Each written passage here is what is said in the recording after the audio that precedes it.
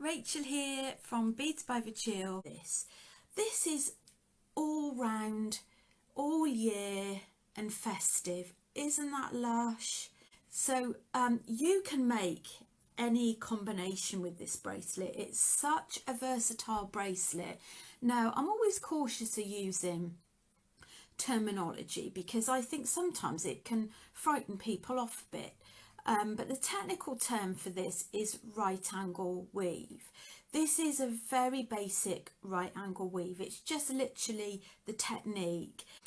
I'm just going to show you some of the beads that you can use with this project, just to show you how versatile it is. You know, you might be the sort of person that likes petite jewellery. You might be the sort of person that likes middle of the road size, or you might be somebody that likes chunky jewellery. We're all different in our tastes, and the good thing is with this is you can really use any size bead.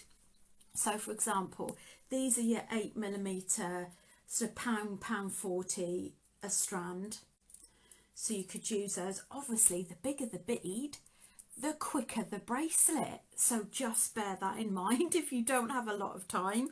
These are the two fire polish that are in the bracelet, together with size 8 seed beads that edges the sides. But I'm going to just, to show you how versatile it is, I'm actually going to show you tonight using size 6 seed beads in between. There's also, you can use the £1 a strand 6mm glass pearls. What I'm going to demonstrate on tonight is I'm going to demonstrate on 4mm. So these are turquoise howlite and also the hematite as well. We've worked with these before for other projects. Let's put it on my hand so that you can see. So these are called end tips or culottes.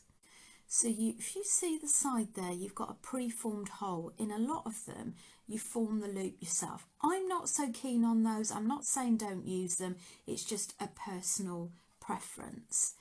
And we're going to use those for the start and the end of the bracelet. We're also going to be using crimp beads, which crimp beads, if you're not familiar with them, we'll use them in general beading. 2 size 10 beading needles and some beading thread. I think I'm using Nymo here. So I would say cut about 1.5 meters of thread. Now, there we go. These are the turquoise howlite. So to begin with, we are going to pop one of these crimp beads and pop that until it sits right in the middle of our thread. Now bear in mind, because I'm only doing part of the project, I haven't cut as much. No, I think I'm on camera there. Then I'm going to grab the culotte and we're going to go inside the middle. There's a hole in the middle. Just making sure I'm on camera.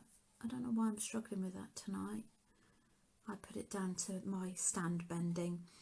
And we're going to pull that through. So effectively what happens is that crimp bead sits right inside.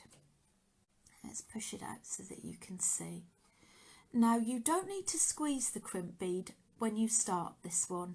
It will sit quite nicely.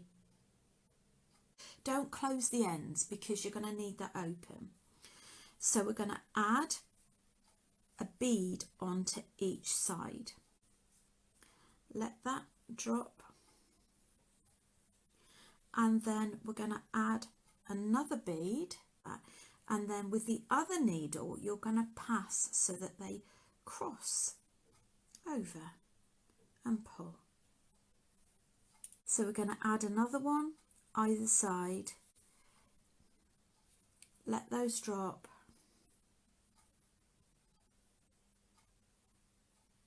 then add another one on one side, and then with the other needle go in the opposite direction. So you've got a thread coming out either side. So that is the effect we've got right now. I'm just going to carry on a little bit more, and then we've got a pre-prepared piece so that I can actually show you the final stages.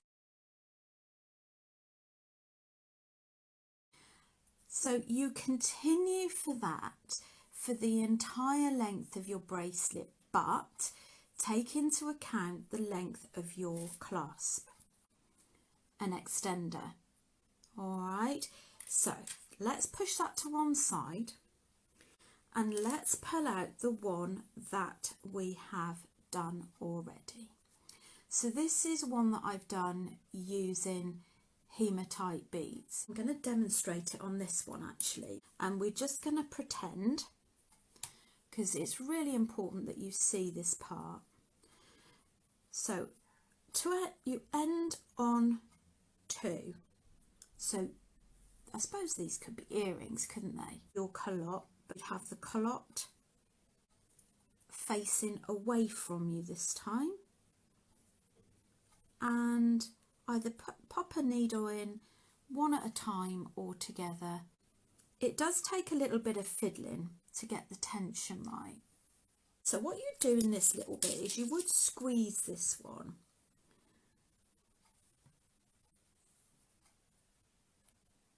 I'm surprised I managed to get that on both there. Bent nose pliers or your chain nose pliers are ideal. So what you do is you get inside there and you'd squeeze, okay, which is where I'm at with the other one. So let's shimmy on over to the other one. We've squeezed the crimp bead and we're going to go back down the hole, and I'm going to take one needle down one side, the other needle, so you're going back down the hole, but because you've squeezed the crimp bead, you're not undoing anything. It should be quite secure, and I have just used one crimp bead. Now that is safe enough now to actually close that. So you're going to close it either with your fingers or just together like that. I'm going to use size 6 seed beads. Let's bank one on its side, shall we? So I've got a size 6 seed bead, and I'm going to push my needle through the next 4mm bead on that side. And you'll have to bear with me because I'm going to do the whole side, because I think it's really important that I show you the last bit.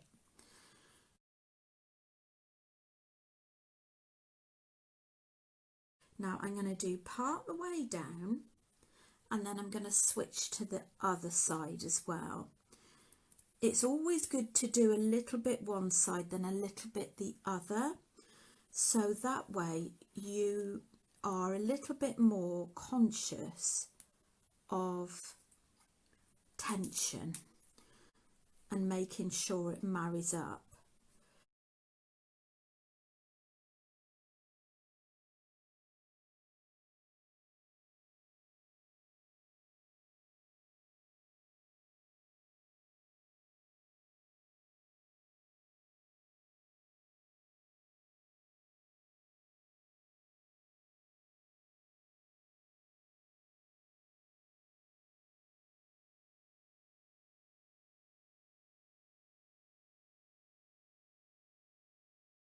Right, so there we are. We have completed the bracelet nearly. So I've threaded it through the last bit, and I'm going to go back up through the middle of the culotte. And then we take this one up. There you go. You can go up through the one that's still open with both of them. There we go. And then you can squeeze that. I just need to open that up a little bit. So squeeze the crimp bead, and that will secure all of those strands in place. But to be doubly sure, cut your threads down a bit and then tie them both together. So just do like a double or a triple knot, like that. Now I haven't got any, or I have, but clear nail varnish ideally, not sparkly, but it doesn't really matter because it's in the inside. Paint the knot with nail varnish, leave it for a few minutes to set, and then trim and close. Okay, now I'm just going to show you how we attach the clasp. Right, so you've got a lobster clasp and you've got a jump ring. Now for those of you that aren't familiar with using jump rings, sorry if I'm telling you old hat, you either need a flat nose pliers or chain nose, or 2 chain nose. These are bent nose which do the same job. The slit is at 12 o'clock. Turn it away or towards you to open it, never that way because it will strain it and snap it. Pop that on the end. Now these in the kits are really thick, which is good because you don't want it to find its way through any little gaps. Pop your clasp on and then return it back.